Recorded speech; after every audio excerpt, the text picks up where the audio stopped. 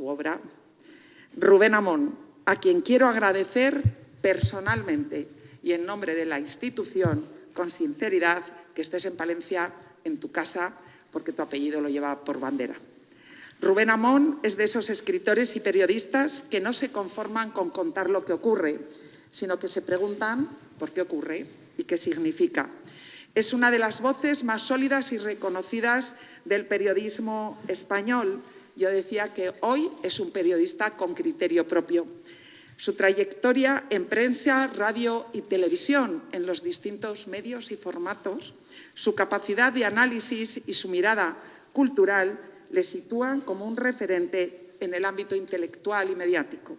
Rubén, un placer tenerte aquí.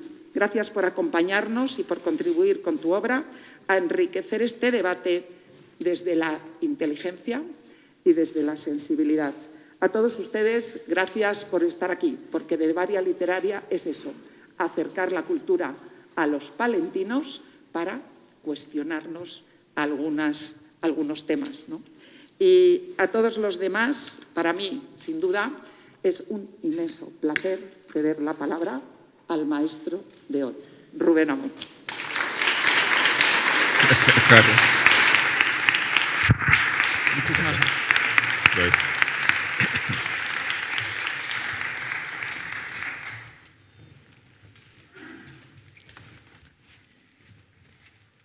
¿Qué tal? Buenas tardes. En este lugar, bajo esta presentación y en esta posición, me siento como un pontífice, he de decir,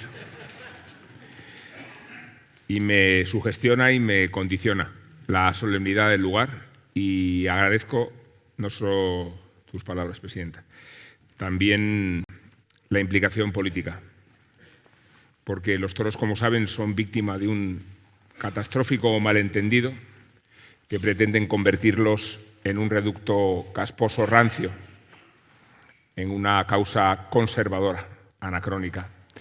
Cuando, como demuestra el caso de Morante, un segundo que me tira el cordón, cuando lo que demuestra Morante es que es la vanguardia, la transgresión, la subversión, todo aquello que la sociedad teme está en la tauromaquia.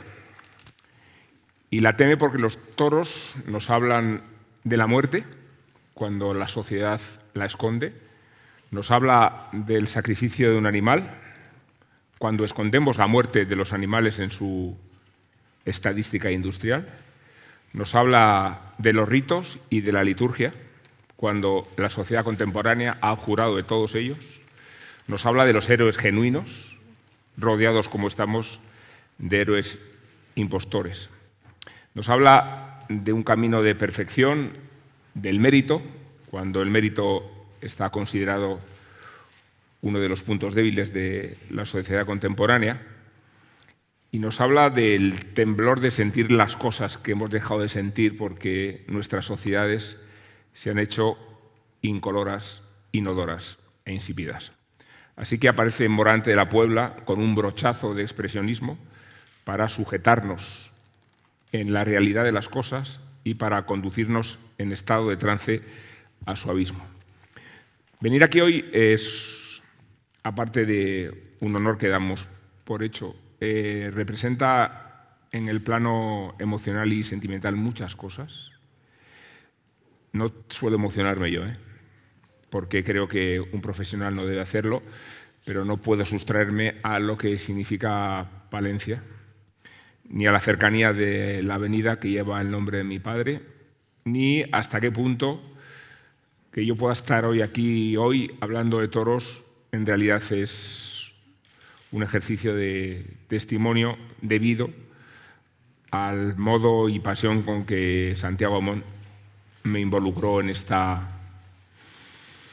camino de emociones, de plasticidad, de estética que Morante representa mejor que nadie. ¿Cómo les digo a ustedes que Marcos de Celis se vistió de luces en mi casa? Y como les cuento que mi madre, que asistió a la corrida en la que toreaba Marcos, lamentaba que al lanzarle la oreja que había cortado le ensuciara de sangre un vestido nuevo. Con esto trato de reflejar hasta qué punto Marcos, mi padre, Palencia, los orígenes de mi condición de aficionado están vinculados a este lugar, a la personalidad arrolladora de Marcos de Celis, a su testimonio y a la prueba iniciática de una muleta que me regaló cuando yo era muy pequeño, no porque viera en mí condiciones de torero, que nunca las tuve más allá de torear de salón, pero sí el criterio de un aficionado que había encontrado la tauromaquia un espacio de fascinación. La muleta es de Roberto Domínguez, el torero de Valladolid.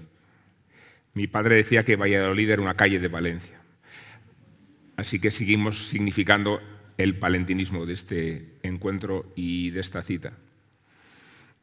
Y creo que en Morante se produce el espejo de todo aquello que con el tiempo hemos ido aprendiendo y reconociendo a partir de la noción que él mismo tiene de qué significa su misterio, qué significa su vocación, porque esto no es un trabajo, naturalmente que no. Esto es una moda tampoco, es un modo de estar en el mundo y es un modo de expresarse fuera de todas las convenciones. Agradezco, digo, el apoyo político a los toros porque han sido objeto de una miserable campaña de desprestigio y de acoso de la izquierda, habiendo faltado a la izquierda sus compromisos y obligaciones con la tauromaquia como arte transgresor. Y cuando yo les digo que debo a Marcos de Celis buena parte de mi afición, lo hago porque compartí con él una localidad de Sol el día de la despedida de Antonio Chenel Antoñete. Me refiero a una de sus despedidas, porque hubo muchas, pero sin duda una de las más señeras, la de 1985, mano a mano con Curro Vázquez. Y compartimos 2 entradas del tendido 6 de Sol, en un Madrid, desde luego, caluroso, pero sobre todo en un Madrid progre, entusiasta con la tauromaquia. Porque resulta que, mediados de los 80, los toros formaban parte de los hábitos, de las tradiciones y, desde luego, de las sensibilidades de la izquierda militante. Recuerdo a Pedro Almodóvar, que entonces no fingía ser un director de cine.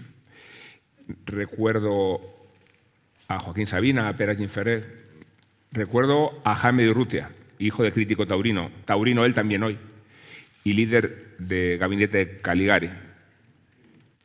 Tanto estaban los toros vinculados a la movida, tanto, que Jaime de Urrutia siempre contaba que su vida transcurría entre las ventas y Rocola. Rocola era la discoteca subversiva por excelencia. Asienten los que tienen mi edad y algunos de los mayores también. Rocola era el templo de la transgresión y los toros eran para la izquierda el reflejo de la transgresión. ¿Y cómo no iban a serlo? ¿Cómo no iban a serlo si los toros transcurren y se celebran en el abismo que separa la muerte de la creatividad? Me interesan muy poco las ideas políticas de Morante y me resultan irrelevantes respecto a la dimensión que ha adquirido, porque cuando digo que Morante de la Puebla ha sacudido las conciencias, lo ha hecho toreando desde una rotundidad, desde una verdad y desde una pureza que se producen en el filo del abismo. Y es allí donde Morante convoca esta magia de la tauromaquia que se desempeña en el contacto de lo mortal con lo erótico. Esta es una coreografía que nos habla de Eros y Tánatos. La tauromaquia nos remite a la danza entre la muerte y la creatividad, la fertilidad frente a la oscuridad. Y dense cuenta de la manera en que los aficionados transitamos en este viaje, que es muy serio, valiéndonos de instrumentos lúdicos, porque En los toros nos lo pasamos muy bien, hay música, en algunas plazas hay peñas. Se celebra una especie de ritual hedonista para mirar a la cara a la muerte con una connotación cultural, antropológica, sin que por ello no dejemos de ser conscientes qué es lo que está pasando ahí. Lo que está pasando es que a las 5 de la tarde el dibujo de la cornamenta en la sombra del ruedo marca una ceremonia de acuerdo con la cual van a ir muriendo los animales uno tras otro hasta hacerse totalmente de noche. Este es un viaje muy serio, porque nos habla de cómo las sociedades avanzadas han sabido relacionarse con la muerte a través de ritos complejos. El otro día un general castrense me comentaba en Zaragoza, me decía: Rubén, el rito crea la devoción y la devoción crea la fe. Hemos confundido por completo lo que significa la liturgia en las sociedades que se llaman hiperdemocráticas. Y la solemnidad de este lugar, ese vestido de luces, el cuidado que hay que tener con la palabra, nos remiten a la complejidad de las sociedades que encuentran ritos precisamente para saltarse la mediocridad y para hacer del hecho cultural un acontecimiento litúrgico. Los toros mueren de verdad. Otra cuestión es que el ejercicio cruento nos produzca la sensación de que estamos sublimando el acontecimiento. No vamos a los toros para gozar con la muerte de un mamífero ni para relamernos de su sufrimiento. Vamos exactamente a lo contrario. Vamos a glorificar a un animal y vamos a participar de un rito que, lejos de ser barbarie, es la expresión más absoluta de la civilización. La civilización. Se lo digo porque, gracias a la peste porcina meses atrás, la sociedad, por lo visto, ha tomado conciencia de que en España se matan industrialmente a 50 millones de cerdos al año. 50 millones de cerdos. Les diría que las cifras de aves son 900 millones y si empezamos a hablar de bóvidos y de conejos y de otras criaturas, nos encontraríamos con la evidencia de una sociedad hipócrita que, mientras amontona industrialmente y ejecuta animales en mataderos que no vemos, pretende discutir que aquel acontecimiento que sublima la matanza a una suerte de fenómeno plástico, estético y litúrgico es la que debe pagar por todos. Y eso me parece inaceptable y es un juego en el que ha entrado la izquierda y en el que ha entrado el nacionalismo por resistencia identitaria. Si los toros son muy españoles, vayamos contra los toros. No porque nos interesen los toros o no. Lo que no queremos es que se nos identifique con lo español. Y en esa causa, la izquierda y el nacionalismo han decidido clavarle un puñal a la tauromaquia por la espalda y hacerla sangrar hasta donde han podido. Y no lo han conseguido. De hecho, hemos de agradecer a Pedro Sánchez y a Ernest Urtasun su beligerancia. Cada vez que habla Urtasun surgen 5.000 aficionados.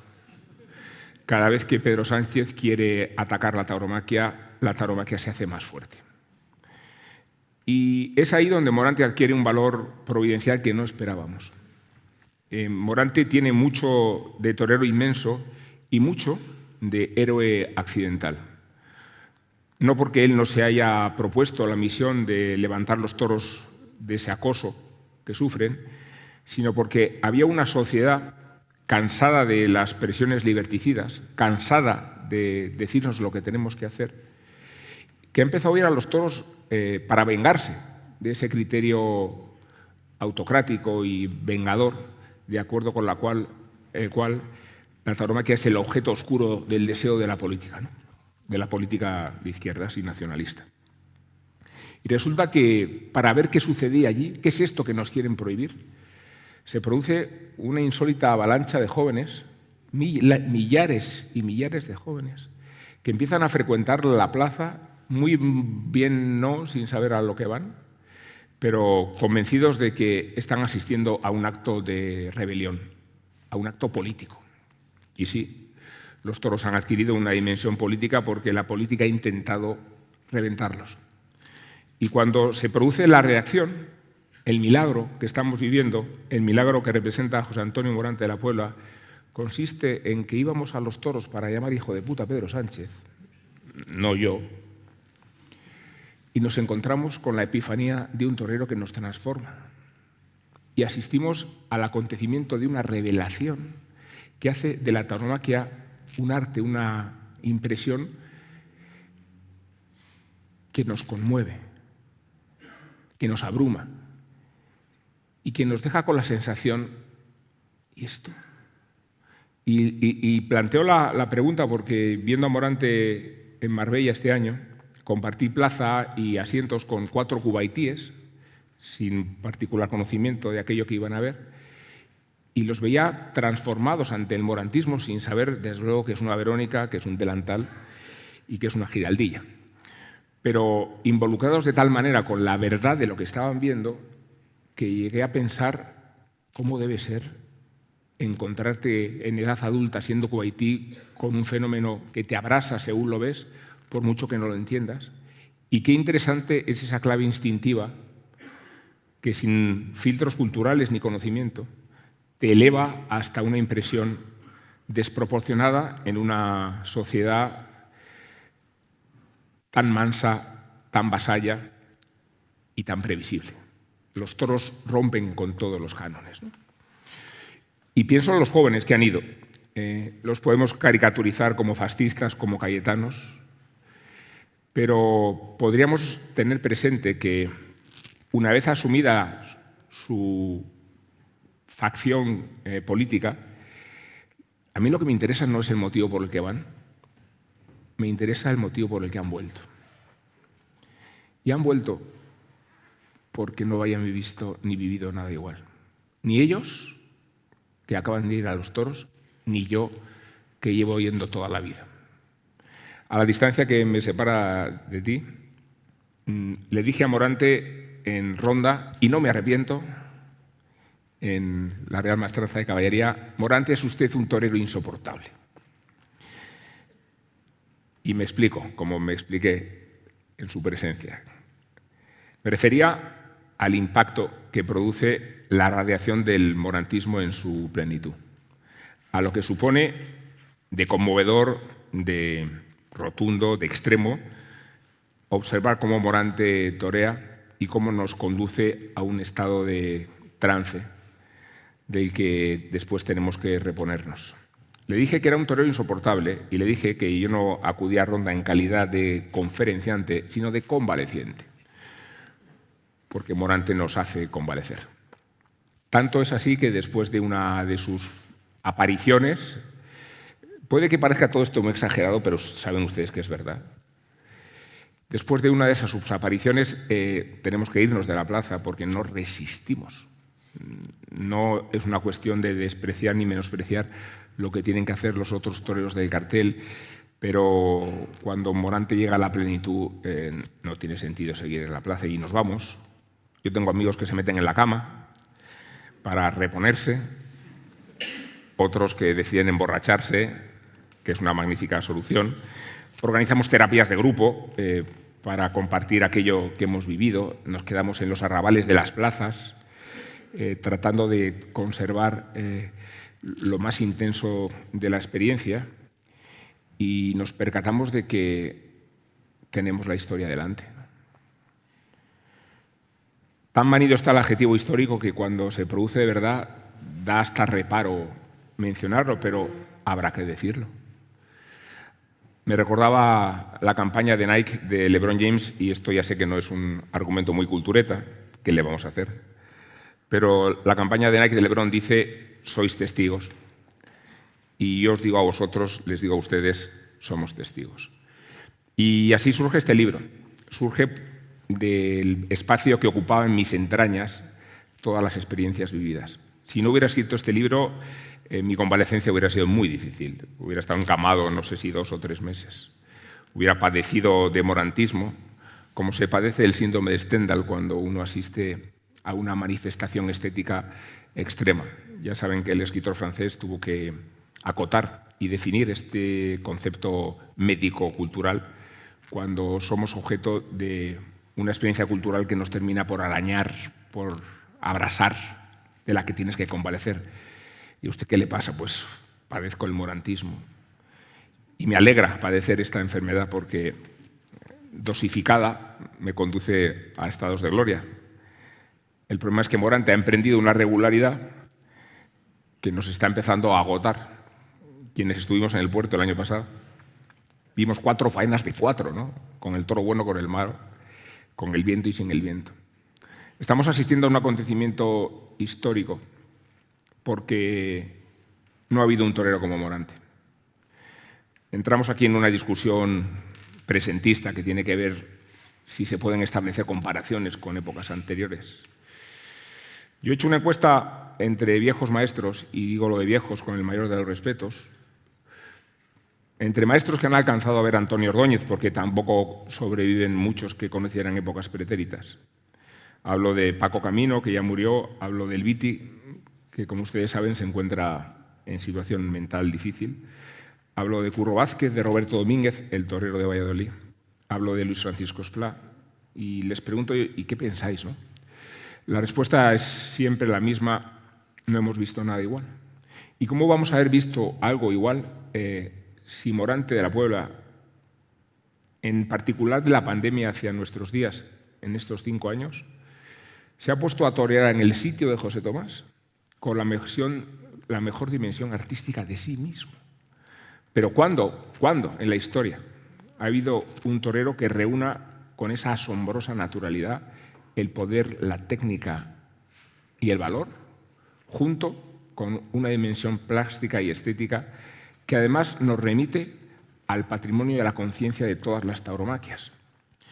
Si tuviéramos que explicarle a un marciano qué es la tauromaquia, le entregaríamos un vídeo de la tarde de Morante en Sevilla, de la faena Ligerito, el toro de Garcigrande, y de qué manera en una tarde se puede resumir nuclearmente de qué va esto que llamamos tauromaquia y cuántas expresiones se pueden aportar en una jornada de gloria.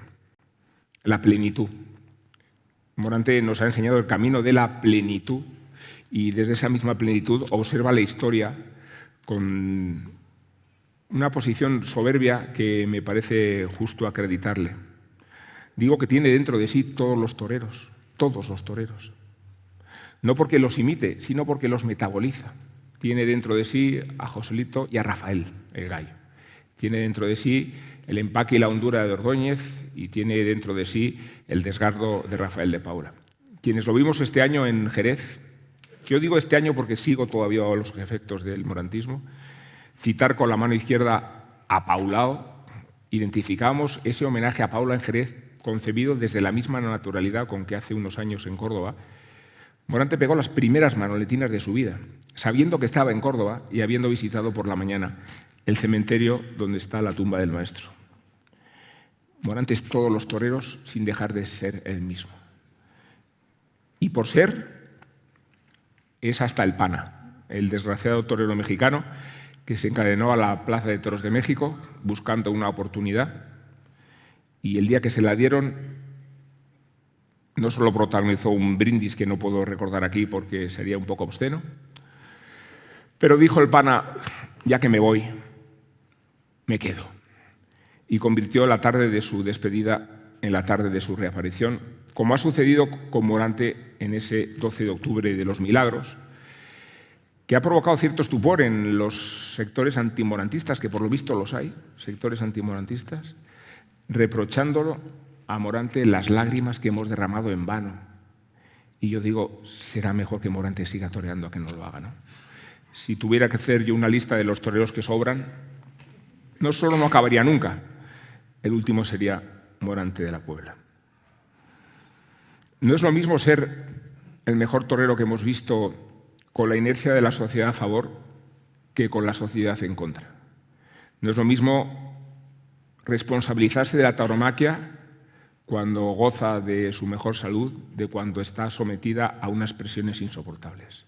He dicho antes que Morante es un héroe accidental y lo es en la medida en que se convierte en un fenómeno de masas inesperado a partir de una reacción. Si recuerdan ustedes tiempos modernos, la película de Chaplin, hay una escena en la que Chaplin, que es un trabajador alienado en ese retrato industrial de una época feroz, pasea cabizbajo por las calles de una ciudad industrial y cruza la carretera una furgoneta que lleva una vitrina gigante, y de esa furgoneta se desprende un trapo que Chaplin recoge del suelo. En la escena, ahora seguro que la tiene más clara, agita el pañuelo y al agitarlo se encuentra detrás una manifestación de 50.000 personas. Ese es Morante de la Puebla. Había una sociedad en busca de un liderazgo. Morante de la Puebla pasaba por allí e igual que el trapo rojo de Chaplin, la muleta es el símbolo y el estandarte de ese movimiento que ha agitado la tauromaquia y la cultura para poner las cosas en su sitio. Desde luego como una manifestación contracultural. Es que no puedo eludir dos fenómenos políticos que me fascinan, que conciernen al alcalde de Olot y a la exalcaldesa de Gijón. El alcalde de Olot porque decretó el municipio catalán como ciudad amiga de los animales, con la peculiaridad de que en la ciudad amiga de los animales el matadero municipal liquida 14.000 cerdos al día. Digo, serán ustedes amigos de los animales, pero de algunos no. Y cuidado con los cerdos, que es el mamífero que más se parece a nosotros. No quiero hacer comparaciones, pero sí recordar que hasta el trasplante de córnea se hace con la córnea de un cerdo. Cuidado a la humanidad de los cerdos. Y mi personaje, no sé si por delante o por detrás, no quiero decir más expresiones soeces, es la exalcaldesa de Gijón, porque anunciándose Morante hace 4 años, tuvo noticia ella de que en la Feria de Begoña Morante se anunciaba con las pretensiones de matar a un toro que se llamaba nigeriano y a otro que se llamaba feminista. Y dijo la alcaldesa, ¿esto qué es? ¿El apocalipsis ultraderechista? ¿El torero de Vox va a matar a una feminista y un nigeriano el mismo día en mi plaza y en mi ciudad? ¿Qué hizo? Prohibió la feria. Con esta donosura democrática con que a veces se descuelga la izquierda que ha dejado de ser la izquierda. Y entonces fue inútil explicarle a la señora alcaldesa, ex-alcaldesa, ex-alcaldesa, primero que el ganadero cuando decide otorgar un nombre a un animal lo hace para dignificarlo, para glorificarlo. Señora alcaldesa, se trata de reivindicar la categoría del nigeriano y del feminista, no de convertirlo en objeto de masacre a manos de un torero de Vox, ¿no? Es que todo redondea la caricatura. Y después escribí un artículo donde le explicaba que tanto es así este fenómeno, que cuando Manolete tomó la alternativa en Sevilla, de manos de Chicuelo, en 1939, el toro de Tasara, que se lidiaba originalmente, se llamaba comunista. Y dijeron las autoridades franquistas, aquí un comunista no se va a lidiar. Precisamente porque si se hubiera lidiado un comunista, estaríamos concediendo dignidad, honores a una res. Y en efecto, el toro se lidió con el nombre de Mirador. Me impresiona la ignorancia de la izquierda antitaurina y agradezco que Morante de la Puebla haya despedazado todas las posiciones arcaicas, es así, del liberticidio con que a veces se quiere reconducir el tratamiento hacia un arte extremo que nos habla de todo lo que tememos y que Morante de la Puebla encarna desde esa plenitud y desde ese abismo. Y digo que desde el abismo porque me parece interesante tener noticia y referencia de los males psiquiátricos que acosan al maestro de la Puebla. No descubro nuevo nada al contarlo, está descrito en el libro y lo está en una entrevista que hace un año Morante concedió al diario ABC, al colega Jesús Bayort, donde hablaba de sus monstruos, donde trataba de su problema de depresión profunda, de sus crisis de identidad, de su trastorno de la despersonalización, de sus problemas disociativos. Dicho de otra manera, Morante muchas veces no sabe quién es ni sabe dónde está. Y dicho de otra manera, Morante tiene pulsiones suicidas que no termina de conducir por las responsabilidades que tiene con sus familiares, con sus seres queridos y, por supuesto, por nosotros, los aficionados morantistas. No debe despertar ninguna piedad ni ninguna condescendencia este diagnóstico respecto a lo que vemos en la plaza. Solo faltaba. A Morante nos conmueve no porque veamos un enfermo en acción, no. Lo interesante es conocer que la fuente de inspiración de Morante es una lucha atroz, lúcida, que tiene que ver con la hipersensibilidad de un personaje que encuentra en la tauromaquia su fuente de antagonismo a sus peores fantasmas. Y no me gusta romantizar las enfermedades psiquiátricas, no tiene ninguna gracia hacerlo, pero sería absurdo sustraer a Morante de su visión y de su misión cada vez que se viste de luces o cada vez que sale a la arena. Los psiquiatras hablan del flow, no es una cursilería. Aluden al grado de ensimismamiento que determinadas actividades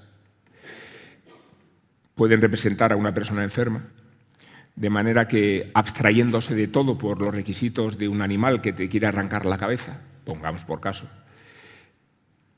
establece un vínculo con la enfermedad de cierta distancia por lo que tienes delante. Y Morante ha encontrado en la tauromaquia su verdadera terapia, ha encontrado en su dimensión estética y plástica la razón por la que vivir y, desde luego, la misión por la que sentirse artista. Entendemos el estado de trance en el que Morante se ensimisma y comprendemos que desde esa perspectiva de luminosidad combata a pecho descubierto no solo al toro, que termina por ser su mejor aliado, sino a los monstruos que están persiguiéndole y acosándole el resto de su vida. Morante se trata con terapia electroconvulsiva, que es un eufemismo de electroshock. Y esa terapia tiene como resultado la pérdida de la memoria. Va a resultar que el torero que conserva la memoria de todos, el torero que custodia el linaje al que pertenece mejor que nadie, no se acuerda de lo que hace. Y tenga que recurrir al testimonio de los allegados, a los vídeos, para saber que cortó un rabo en Sevilla, por citar su momento definitivo y su actuación extrema.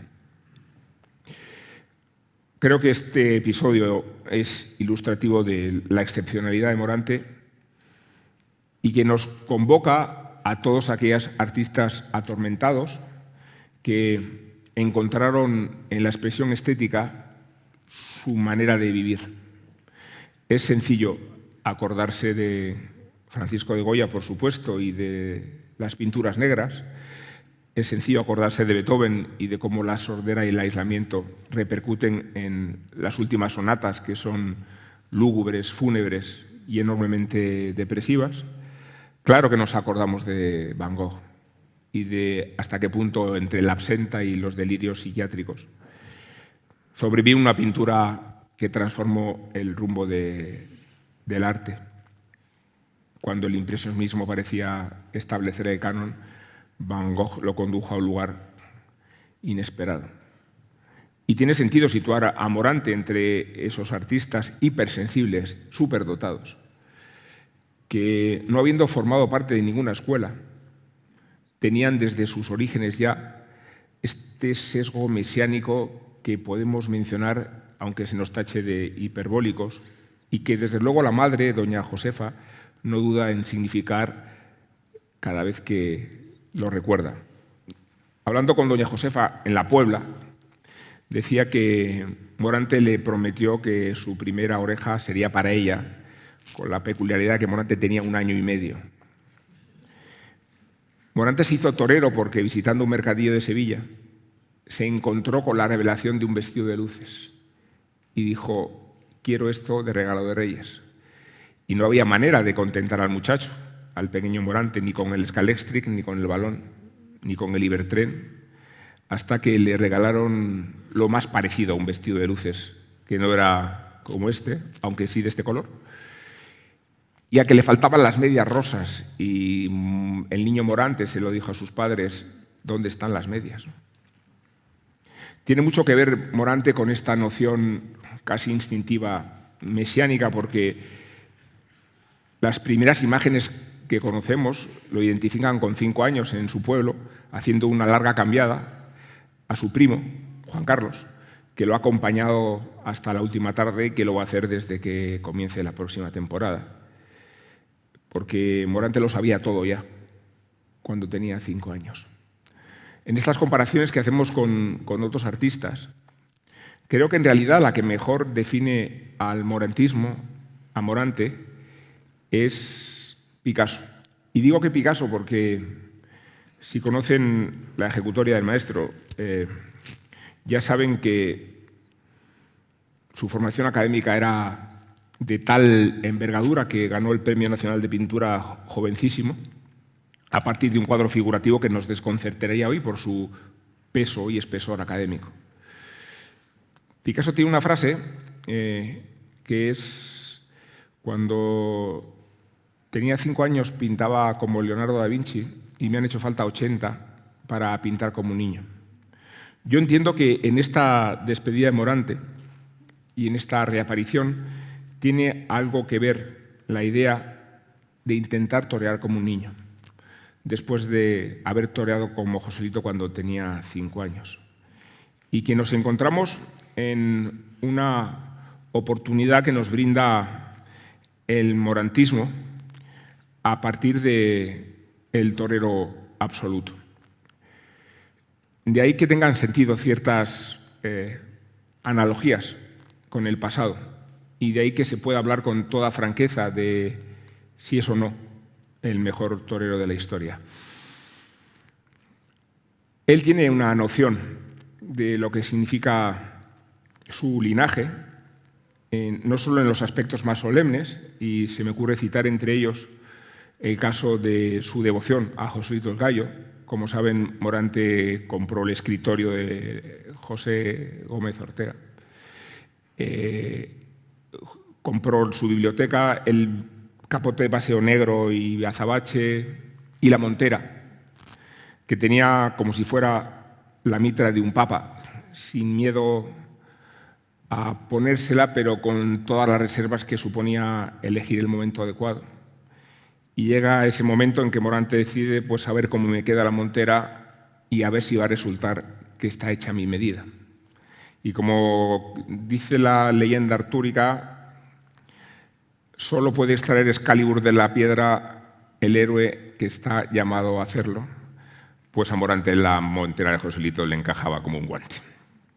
Y se vio Morante reflejado en esa condición histórica, y ya saben ustedes que emprendió en 2022 una temporada insólita e histórica, porque no es normal que un torero de arte decida torear 100 tardes, y Morante escogió esa cifra y ese año en homenaje a Joselito el Gallo para pasearse y poblarse y reproducirse por todas las plazas, siendo consciente de la misión que tuvo Joselito cuando entendió que en los años de la Edad de Plata había que relacionar los toros con la modernidad, no solo por los vínculos culturales que identifican esa generación con la tauromaquia, sino porque había irrumpido el tren y a Joselito el Gallo se le ocurrió que allí donde había una estación tenía que haber una plaza de toros.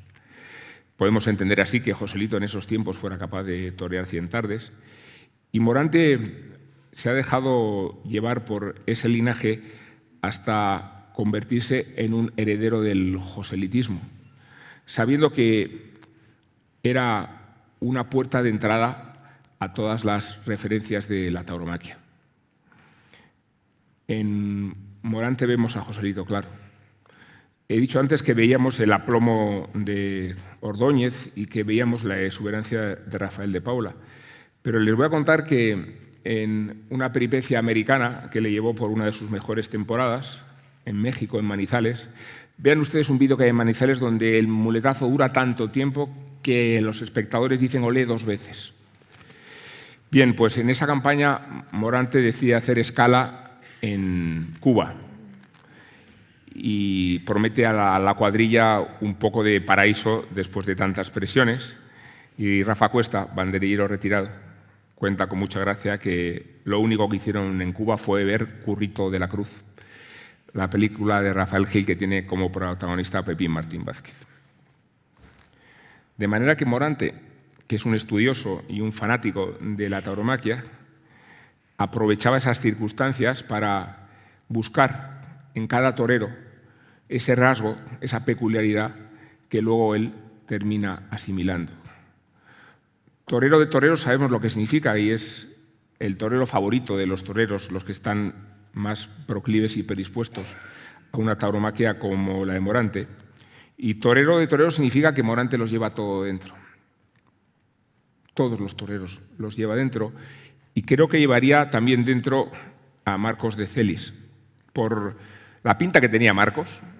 Ustedes lo habrán visto pasear por Palencia, ya sin pelo, pero con esa gorrilla y ese aire, ese carisma de torero y esa fama de transgresor que quiero evocar hoy aquí en memoria suya, porque me emociona hacerlo y porque en esa noción de torero subversivo, no sé si lo saben, pero Marcos se casó en la catedral y cuando le ofrecieron la sagrada forma, el obispo, y dijo cuerpo de Cristo, Marcos de Celis, en la España franquista, respondió paso. Ese es el valor de la transgresión, sea uno o no creyente. Y en coincidencia con el caudillo, por si hubiera pocas anécdotas para contar sobre Marcos de Celis, el torero que se fue a Bélgica a una mina, el torero comunista en tiempos de persecuciones, coincidió con el caudillo en una corrida y contaba el maestro que de alguna forma tuvieron que contarle al caudillo que Marcos era valenciano. Toreaba con César Girón ese día y el caudillo tenía preparado un discurso para cada torero y hablando de Girón empezó a elogiar el Caribe, la tauromaquia de ida y vuelta, un discurso empalagoso sobre lo que significaba. Y de Marcos empezó a elogiar el Mediterráneo, las naranjas, la paella, y le dijo Marcos al caudillo, Palencia, con P, caudillo, Palencia. ¿No?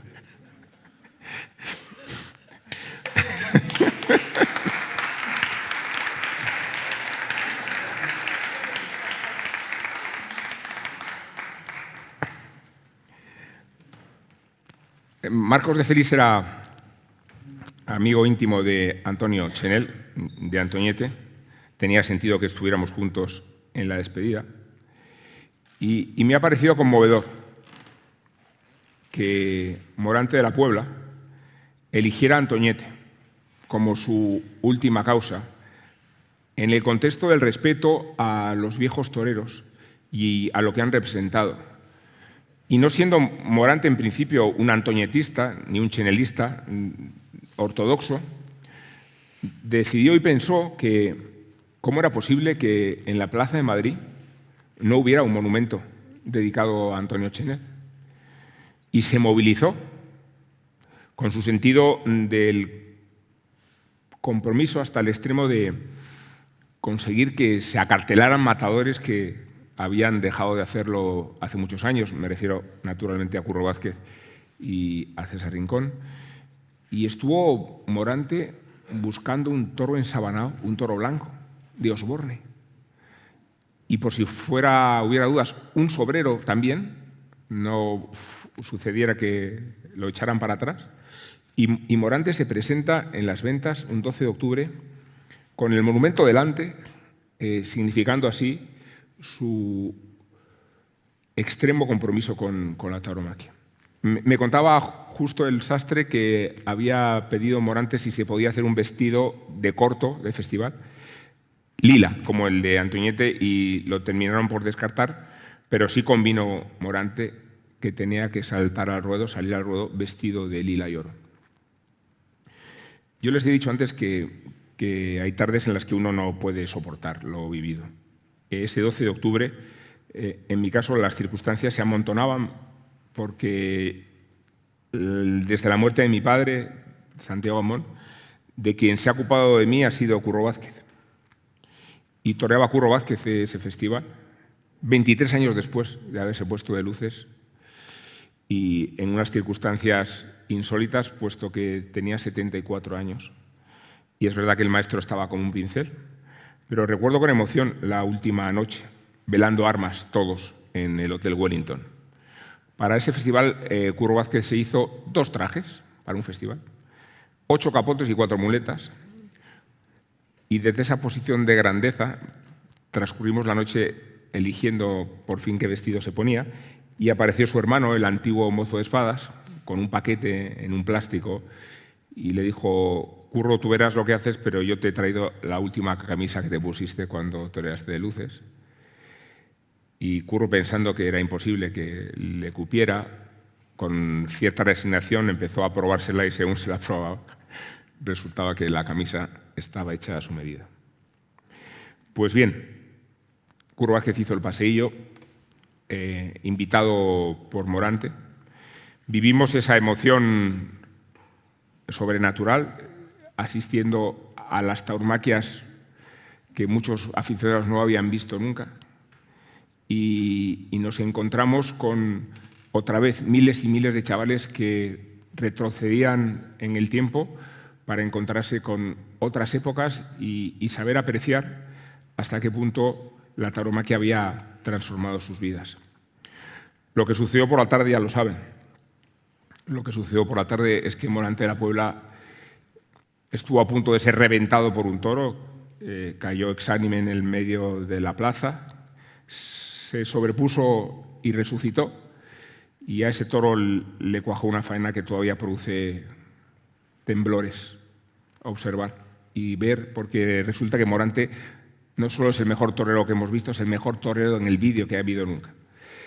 Y con todas esas emociones, Morante camina despacio hacia los medios, ya lo saben, se arranca la castañeta y, volviendo a las tablas, le dice a sus banderilleros: no puedo más. Y no podía más. No podía más y tenía toda coherencia y todo sentido que Morante se nos marchara y que lo hiciera como lo hizo, ¿no? Con ese desgarro que, si ustedes recuerdan, parecía casi un cuadro expresionista de Caravaggio. No es que los chavales se rasgaran las vestiduras, es que le rasgaron las vestiduras a Morante.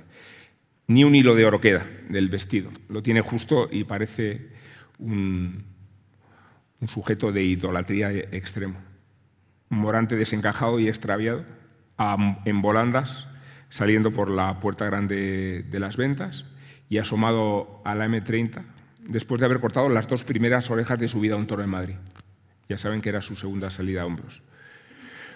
Tengo estudiado que Grande Marlaska mandó la caballería para atacar a los jóvenes e impedirles que pudieran llevarlo hasta el Hotel Wellington. No está demostrado del todo, pero inicia una investigación porque resulta inusitada la violencia con que la caballera de la Policía Nacional trató de evitar que esa ceremonia se dispersara y condujeran al maestro hasta la suite del Hotel Wellington, donde después se nos apareció como si fuera un papa y donde se dirigió al pueblo que estaba conmocionado debajo. Los chavales han inventado un himno muy poco taurino que se llama José Antonio Morante de la Puebla, que es muy futbolístico y que nos remite al grado de idolatría que ha conseguido. Y tengo tanto entusiasmo por el porvenir de los toros.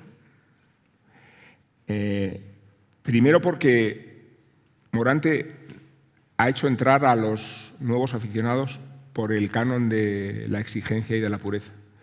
No es el flamenquito Morante. Morante no te regala una giraldilla ni una manoletina.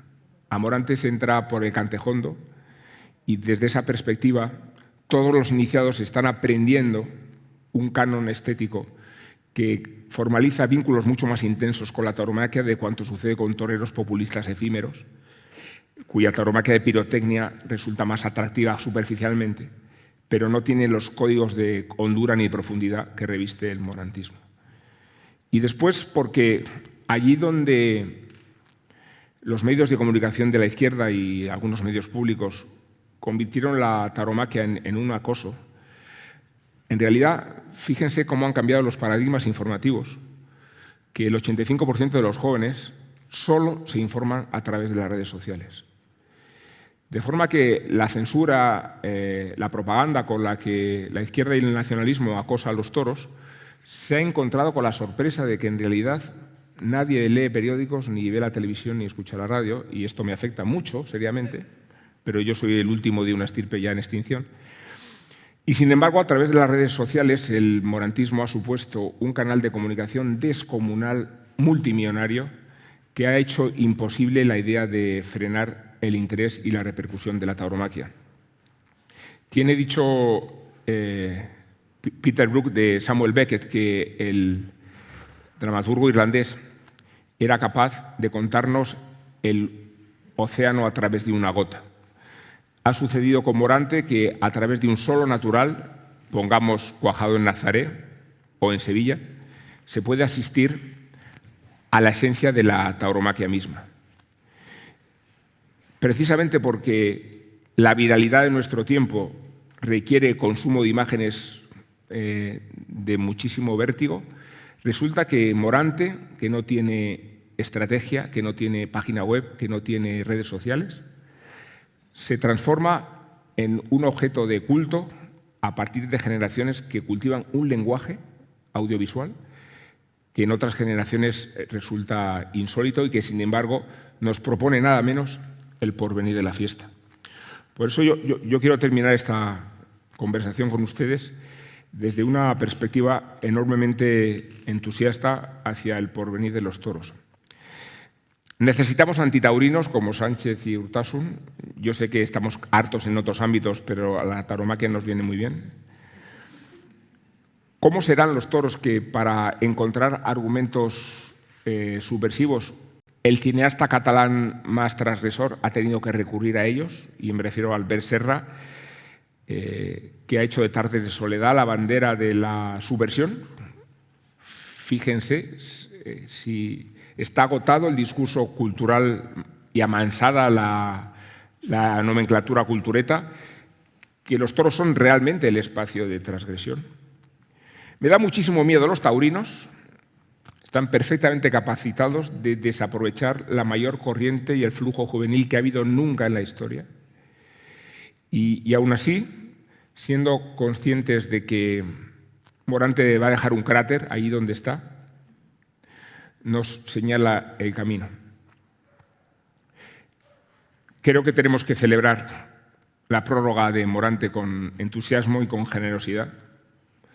Entiendo que rectificar su despedida de Madrid es su primer desafío. Me refiero a las circunstancias y condiciones de una tarde perfecta. Y me refiero también a que el gran rival de Morante de la Puebla, a partir del 5 de abril en Sevilla, va a ser Morante de la Puebla. Pero así como el año pasado, yo me iba a ir de vacaciones con mi hijo a Cuba y dijimos, ¿qué coño, hacemos en Cuba estando Morante como está? Yo les garantizo que no me voy a perder ninguna. Muchas gracias.